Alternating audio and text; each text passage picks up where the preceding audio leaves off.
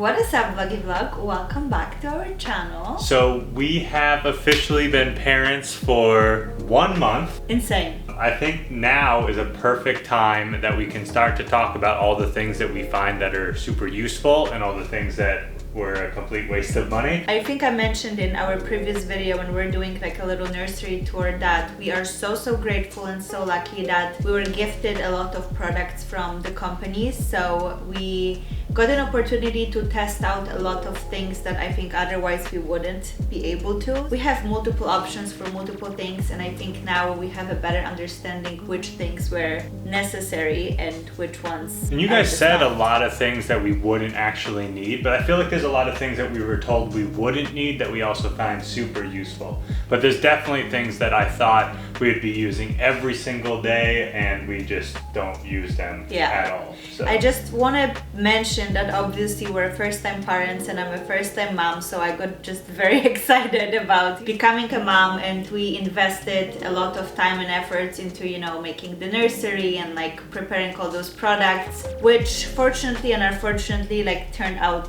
to be a waste of our time and energy. But there's also some things we might end up using in the future, but definitely grab like a pen and paper because we're going to go through them super fast and just talk about what we like, what we don't like, and what we're going to keep and what we're going to sell. As soon as this baby is done with his lunch. Okay, we're going to start with strollers, and this might be definitely an overkill for some. We do have 3 strollers. There's an explanation for it. It's like 2 too many, okay? We have 2 too many, but they each serve a different purpose, and because we will be traveling a lot and taking the baby on the plane a lot, we kind of had to figure out an option that's going to be working the best for us. So for us, I think it's fair to say that we definitely need 2. One is going to be like an everyday stroller, and one is going to be a travel stroller. So we don't use the Doona at all right now because we're obviously not traveling, but I do think that this one by far is going to be the best one to travel with because it's going to travel the most compact. With that being said though, I'm kind of like, the more we're starting to plan trips, I'm going back on that. We don't want to travel with like a crib, obviously, and we don't know how the baby's going to sleep. So if he's going to end up sleeping in the bassinet, it might make more sense for us to travel with one of these or this one. I'm not sure. Right now, I think we're planning on traveling with just the Doona because this converts as ends up being a car seat also. But obviously we have the car seat for this one and this one as well. What do you think we're gonna do? So again, like we have not been out of the country just yet. We're taking our first trip in a couple of weeks from now. And like Randy mentioned, whenever we're traveling, we have to look into having a car seat and a bassinet with us. So if we're staying in the hotel, most hotels do provide you with the bassinet or like a crib, so the baby has a space to sleep in. But we are more of an Airbnb people. Whenever we like book our own travels, we just like to have our own kitchen, like make the meals ourselves and kind of have our own freedom of like feeling as we're home, which I don't believe, you guys let us know if you know, but I don't believe Airbnbs are as open to providing like things for little babies and newborns. So we're kind of like in a pickle of what is the best, because we need the car seat and we know that the rental companies do give you a car seat. But the problem with the rental companies is they say they have a car seat, but you don't know if they're rated for infants. Yes. And we're gonna start traveling as soon as the pediatrician clears him, which should be at about 8 weeks. And I don't know if I would trust most of those car seats, so I would feel more safe bringing our own. So again, this is something we're trying to figure out. The first trip we ever took out of the house to the pediatrician, we did use the Doona, but with the car seat that we have installed in the car, so we didn't use Doona as a car seat, we kind of just used it as a stroller, and it was very easy and very convenient. So I have to say, if you're traveling in and out of the car a lot, this is an amazing solution. However, our pediatrician at the NICU mentioned that this kind of seating, which is the car seat seating, is not meant to be for a newborn for an extended period of time. So if you're going on walks, or if this should never be your primary stroller, is what I'm trying to say. Like for the newborns. Baby for newborns. But I also heard a lot of reviews from moms that the baby's outgrown this seating very fast. So I think this is more of like a fast transitional stroller, you know, for just quick trips trips in and out of the store or like pediatrician, but not on longer walks. But again, we don't have a full review on this stroller yet because we haven't used it properly. So we're gonna get back to you after this first trip to tell you whether or not this one is gonna stay as our travel stroller or if we're just gonna stick with one of the big ones. Now, why do we have two? And obviously this one's like medium size, this one's like large size. This is Silver Cross, is like the Rolls Royce of strollers. It's the like nicest thing that you could buy on the market. UPPAbaby is an incredible brand in my opinion. And me and Marta have a constant debate about which one of these is better. Guess who likes which stroller more? This is, let me tell you why. And I think it's fair. It And this is is very like fair. such a guys versus girls conversation. Both of us agree this one is beautiful. If I had to just compare walking down the street, which one looks nicer, I'm gonna go Silver Cross all the way. But with that said, for functionality, I think UPPAbaby takes it by far. Just the ease of use to set up and tear down single-handedly, being able to collapse it and take it off, just being able to take the bassinet off with one hand. I mean, you can see how easy that was. And then versus this one, which is like, it always sticks a little bit. So Okay, we have some issues with this one. this is a beautiful, beautiful stroller. If I had to pick one, like I understand why you would choose this one. I still might go with this one just because it collapses down a little bit more. It's easier when you're in and out. Despite it being smaller, the cargo area in the bottom, like for when you're going and getting groceries, this one's bigger. Yeah, I mean, that's definitely what Randy said. I can't disagree with anything. So it's not like we're fighting over which stroller is, like we agree on things. This was my dream stroller from the very beginning, the Silver Cross. The second I saw those strollers and the aesthetic of it, I literally knew I have to have it. It is a more bulky stroller, which gives you a lot of stability when you're like outside on your walks in the terrain, but it is a harder stroller to take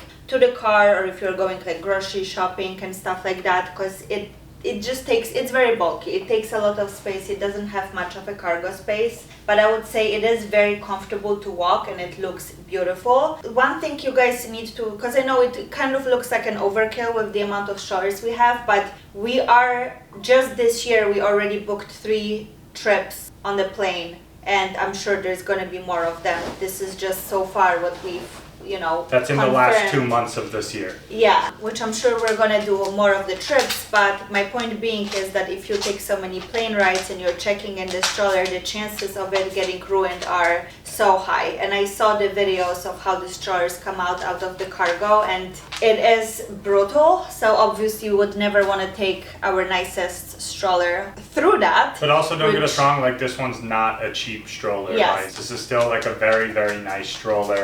It's still definitely on the higher end, and we'd still be very upset if something happened to it.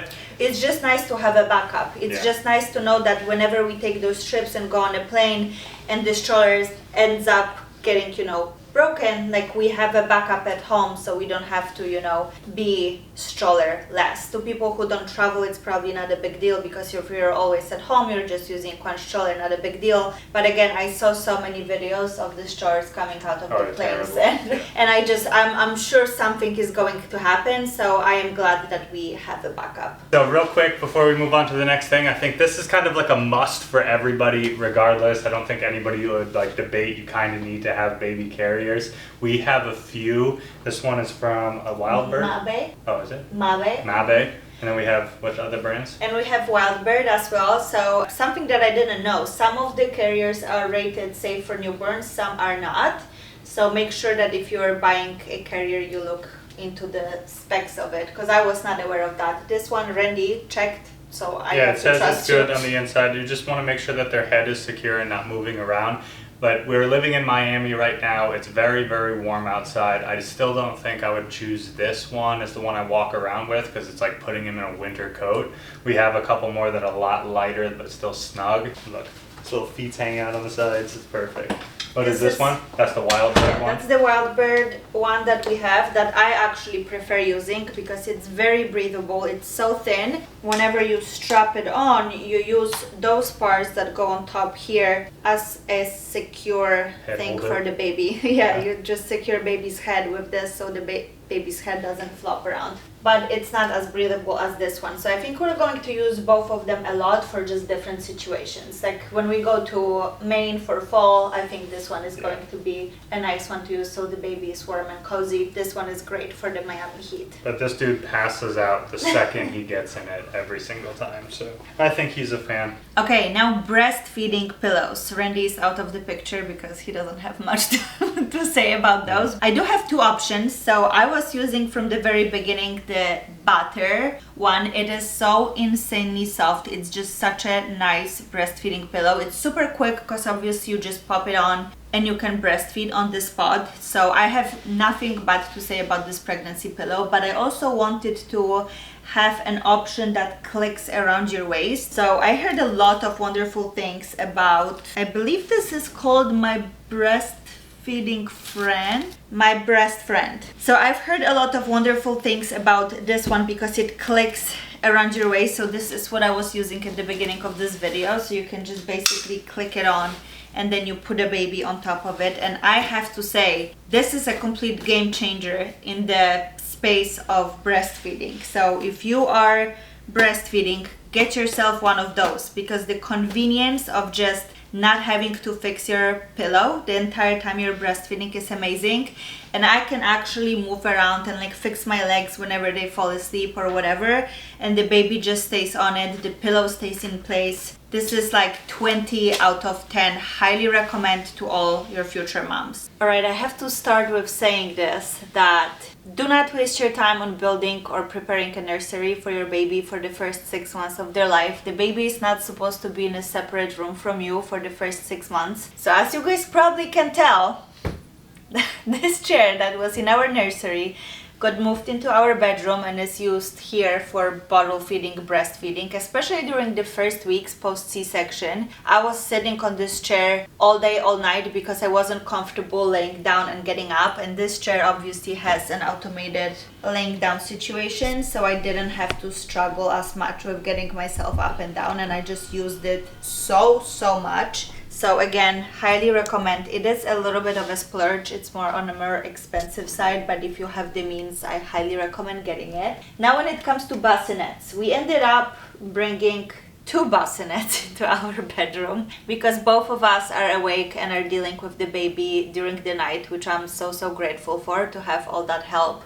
So we have one bassinet on each side, and it wasn't meant to be, it just kind of happened. In the past week or so, we just figured it's just much easier. So we do have a halo on my side of the bed, and I've talked about this bassinet quite a bit on my Instagram.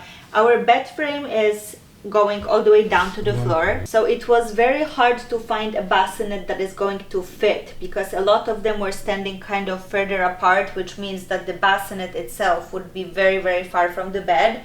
What is nice about the halo that I can literally turn it and it sits on top of the bed, so whenever I have to breastfeed or feed the baby, I just kind of pop this part down, take the baby, and I can feed him instantly without having to get up and like go all around, which is really nice to have. This bassinet also has a couple of options like some vibration, music, and the light, and to be completely honest, we have not used any of them, so I just like the functionality of the bassinet itself, and especially the part where you can just push it down and take the baby out, and the fact that it goes on top of our bed and I don't have to get out. You know that we had a different bassinet before this bassinet, but we exchanged it for this one for the specific reason that it needed to be under the bed and close enough to Marta so she didn't have to wake up and get out of the bed in the middle of the night. And that ended up being completely useless, I would say, because regardless of what happens, you always have to get out of bed, whether or not it's to warm the bottle or it's to change the diaper or anything.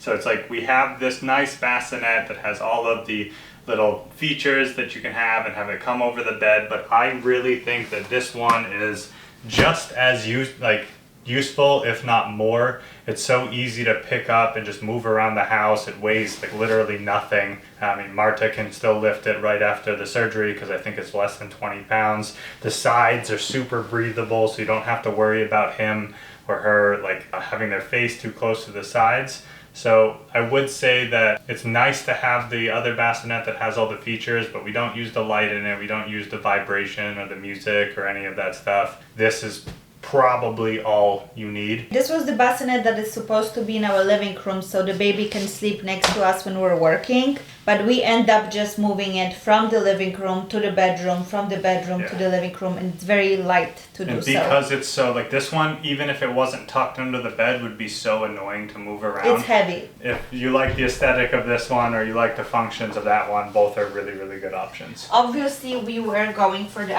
I was going for the aesthetics of it, and when I posted a video about it, people are like, oh my god, this is a risk and stuff like that, and I honestly didn't even think about it because the halo has obviously mesh around it. And this morning I'm like telling Randy, hey, people are commenting that the baby can actually suffocate in it, like, are we sure it's safe? Looks like it's like this on the inside. Right. So let's take a look. Inside there's no fur, and I don't want to do it now because I have lipstick on, but I actually put my mouth to it and it's completely breathable. And like, it's like a mesh material with like all the way through. Yeah. So I was literally had my face stuffed on top of it and I was able to breathe just as I am breathing right now. So it is built safely for babies to sleep, and it's obviously rated for safe sleep for babies as well. The breast pumps. A lot of you guys asked why I have two of them. So technically you're not supposed to use not medical grade breast pump for an everyday use. So I do have a Spectra, which is more of a sit down and pump situation, and the Momcozy portable ones. I love both of them for different reasons. Obviously, I am always busy. I'm always trying to do things, and Momcozy is just so easy to pop in my bra, walk around, and still be able to do a lot of things. With the Spectra, I'm a little bit stuck because of all the cables that it has. Even though it doesn't have to be plugged into the wall while you're using it, those connectors and stuff obviously limits how much you can move around. You also need a specific type of bra to hold it in place. You can't just put it in your regular bra. But the amount of milk and the way my breast feel after the Spectra doesn't compare to the Momcozy. This one drains you properly, and I get much more milk with the Spectra than the Momcozy. So I would say if you have the means, I would get both of them because they serve different purposes. And when it comes to pumping and breastfeeding, it is a very exhausting process that takes a lot of time from your day. So I would say do whatever makes those things easier. We also got multiple replacement parts for the Spectra and for the Momcozy, so we don't have to wash them all the time. The pumping happens every 2 to 3 hours, and then at night I try to do every 3 to 4 hours. So obviously this is a lot of time spent pumping.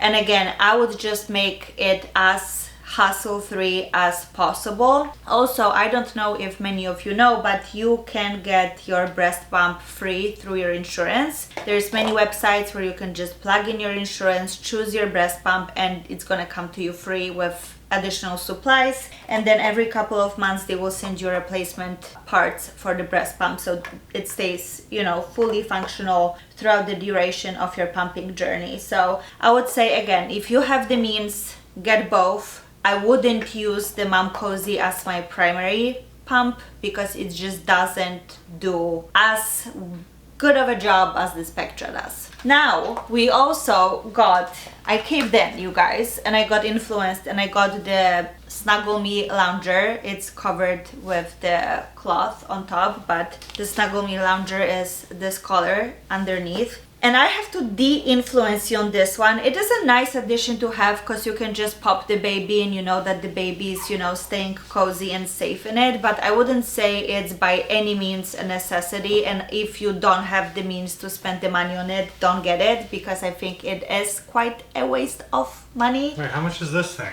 It's like $120. But we do use this every day. We use it a lot, but I think if you can put the baby in the middle of the bed, if the baby is still not rolling over, it's kind of the same thing. And you know, we use, I would say, the bassinet more than this one. The baby is not supposed to sleep in this. It's not rated safe for baby sleep, so the baby is supposed to be in it only when you're watching him or her and when he's awake, which how much time of the day the baby is awake, like 30 minutes. So I would say I wouldn't get it again. I think it's nice to have, but it's not something that's absolutely necessary. So we have now in this house 3 baby cameras, and we use none of them. So I mean, it's like nice to have. They monitor. The first week we definitely used it every day, and it's the same thing as like this Owlet sleep sock. Both of them are incredible, and I know this is unopened. It's because we had another one, and then they gifted us this one as well to send us the new one that comes with a camera, which we totally need. It was incredible to have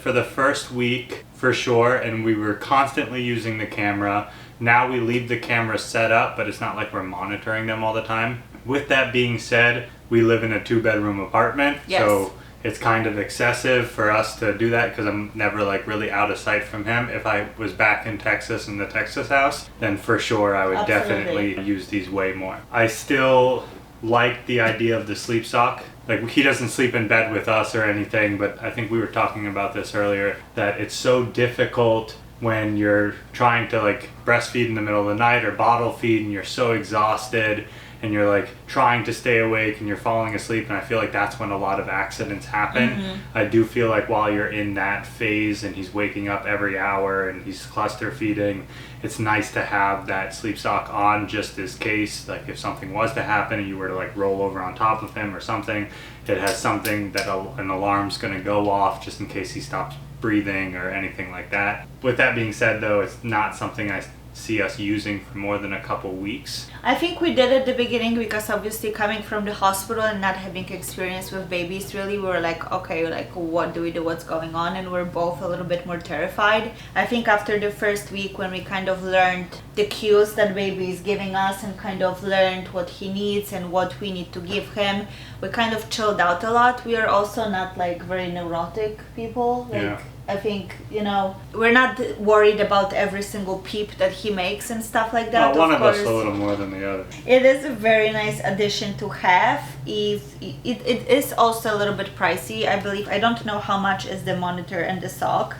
I know that the sock itself is $300, which is obviously on the pricier side. And if you're somebody that worries constantly, I think it is a very nice feature to have to give you a peace of mind so you can get good night's sleep. Also, I have to highlight it in every moment I have that it is the 2 of us every single night. So most of the time when one of us is sleeping, the other one is awake, or other way around, but there's always somebody kind of staying alert and watching the baby.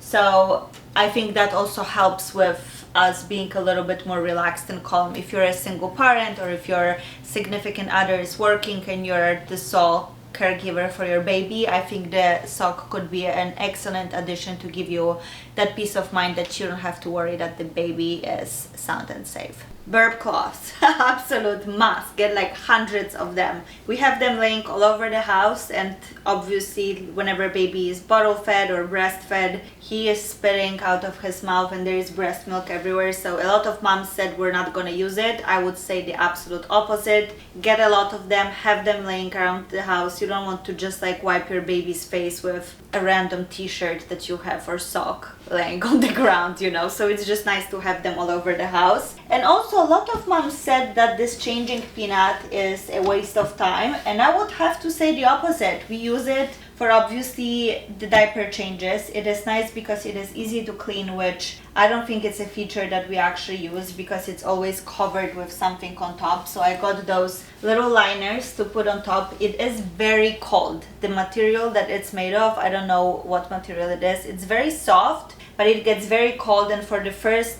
I think, day we didn't cover it up with anything, and the baby was losing his mind when we were changing him, and we figured that it is because it is extremely cold and he obviously doesn't like it. So we have it covered, but we also use it after his bath time. So we usually lay the towel on top of it, and whenever he's wet after his bath, we put him here, we wipe him down and then change him on the bed. So I would say you can do whatever changing pad you want. I just think the feature of being able to use it after the shower when the baby is wet and not like wet your bed and stuff like that is a really nice feature to have. Wipe warmer, complete waste of money. Really? And complete waste of money. It's nice to have that it is a holder, but baby hates getting his diaper changed, and I thought that it is because he's cold and his wet wipe is cold, and probably that's why he's freaking out. So we got the wet wipe warmer. He still freaks out every diaper change, so I wouldn't say that it's changed much. I know that some babies are more,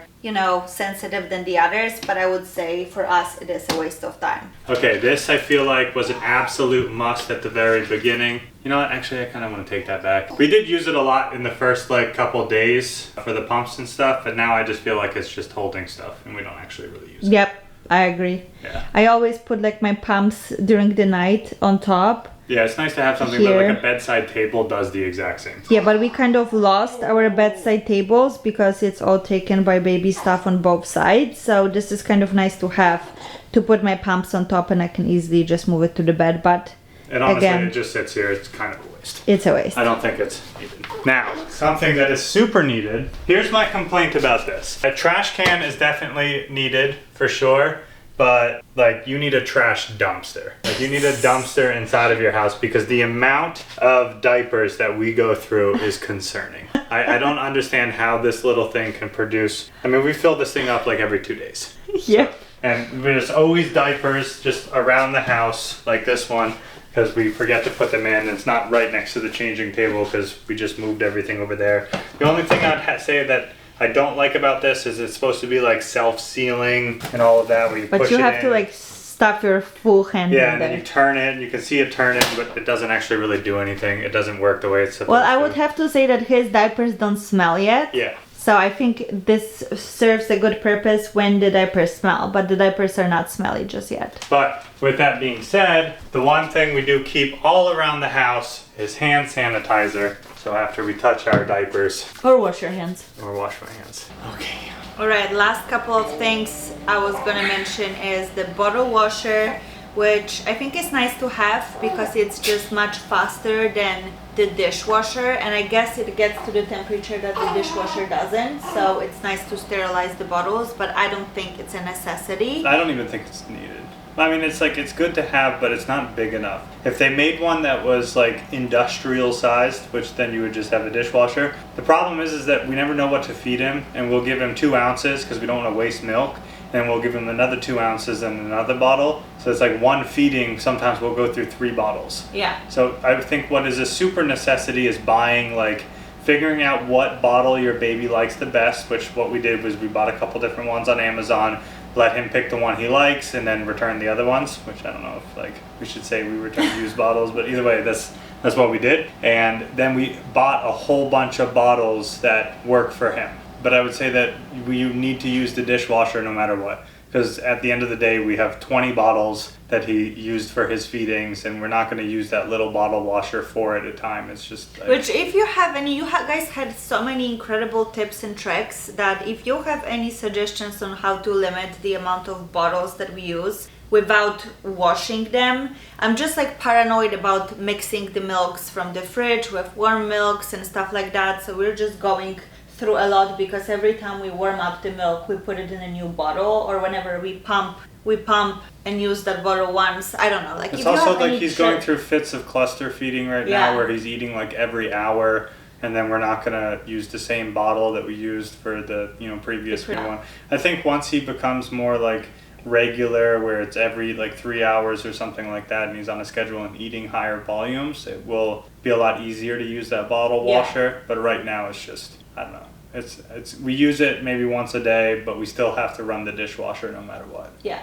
We also got a bottle warmer, which at the beginning we did not have, and I also have mixed feelings about it. It is nice to have, but it also takes a very long time to warm up the bottle, so sometimes we just give half cold bottle to him because he's obviously very impatient and he doesn't want to wait right now. He probably will not want to wait for his bottle. So I don't think it's an absolute necessity. And lastly, a little portable bathtub. So I bought a little angel bath on Amazon that you put into your regular bath to bathe the baby.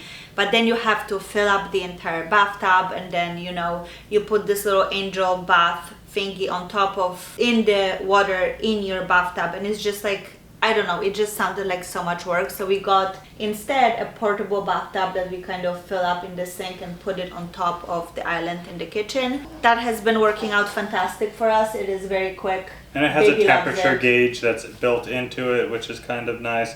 I don't think any of those things are necessities either. They're just kind of like luxury if you... I just think it's nice to know what the temperature is, so Yeah, you for can sure. either use like a portable thermometer. But it's no different like with a or- bathtub. I mean, you'll probably buy a thermometer for the bathtub, but I feel like most parents are just like, it feels warm, Eyeing it's it. good, you know? Yeah, I think obviously, first-time parents, it's a overkill a completely little bit different- on some things. different experience than, you know, than the second time around. But this is kind of what, obviously there's so many more items that we could run through, but I think this video would be literally 7 days long if we had to go through every single item that we have for the baby.